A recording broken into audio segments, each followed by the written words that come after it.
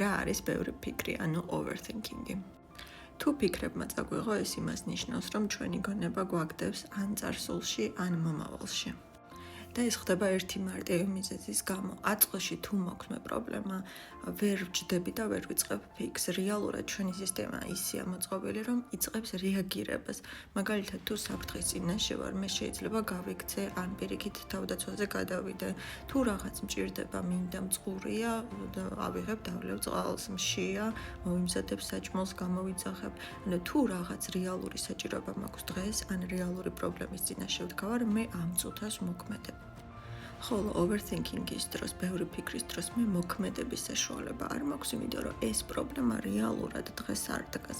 ან ვიმეორებ და ვატრიალებ წარსულის რაღაც მოგონებას, მოვლენას, რომელზეც ფიქრობ, როგორ შეიძლება და სხვანაირად მე რეაგირა, ან რაღაცას ვნანობ, ან რაღაცას ვაკეთებ მოკლედ წარსულში, ან მომავლის პოტენციურ სცენარებზე ვფიქრობ, რომელიც გაცმარცის იქნება თუ არა.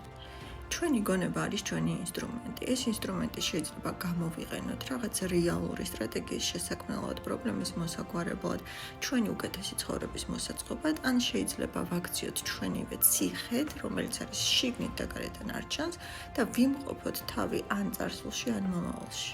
როგორ მივხვდეთ გონება წარსულშია თუ მომავალში? თუ გვაქვს ემოციები, როგორც არის ბრაზი, წყენა, სინანული, ესენი ძირითადად ცხოვრობს წარსულში, იმიტომ რომ ეკუთვნის წარსულის მოვლენას, ხოლო თუ გვაქვს ემოციები, როგორც არის შიში, ფოთვა, რა იქნება, გაუგებრობა, ესენი ცხოვრობს მომავალში, პოტენციურ სცენარებიდან გამომდინარე, რომელსაც ვფიქრობთ, რომ შეიძლება მოხდეს.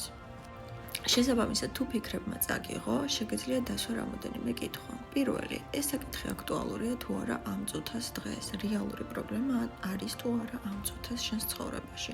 თუ ან წარსულში ხარ, ან მომავალში, რა თქმა უნდა, მიხვდები, რომ არა. თუ კი და ეს რეალური პრობლემა, მაშინ უკვე სვავ კითხვას. რაიმე შემიძლია ამასთან დაკავშირებით ვიმოქმედო? ან რა შეიძლება რომ ამასთან დაკავშირებით ვიმოქმედო? აქაც ნახავ, თუ მაგალითად შენ აყოლილი ხარ რაღაცა საზოგადო პრობლემას, რომელიც მიმართაც შენ ამ წუთას არაფერი არ შეგიძლია იმოქმედო, მაშინ ამაზე დროის დაკარგვას აზრი არ აქვს. თუ რაიმე შეგიძლია იმოქმედო, უკვე მოქმედებ. შეინახე ეს ვიდეო და გადაიმეორე ხოლმე, რომ იყო ხიზლად.